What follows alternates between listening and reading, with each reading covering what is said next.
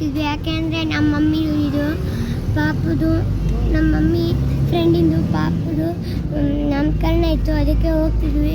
ಪಾಪ ಹಂಗಿದೆ ಅಂತ ತೋರಿಸ್ತೀವಿ.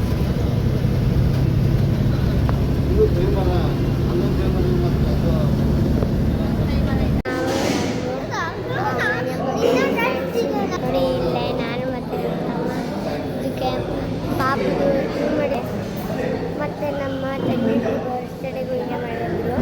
ಮತ್ತು ಇವಾಗ ನೇಮ್ ಅಲ್ಲಿ ಒಂದು ಬಬಲ್ ಇದೆಯಲ್ಲ, ಅಲ್ಲೆಲ್ಲ ನೇಮ್ ಹೇಳ್ತಾರೆ, ನೇಮ್ ಬರುತ್ತೆ.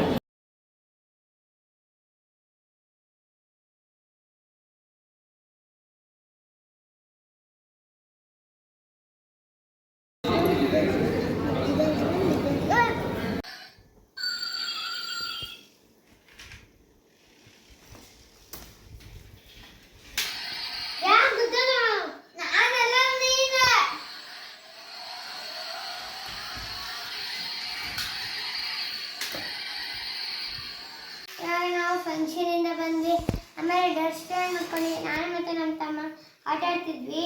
ಮತ್ತೆ ಅವಾಗ ಮಲ್ಕೊಳಕ್ಕೆ ಹೋಗ್ತೀವಿ. ಬಾಯ್.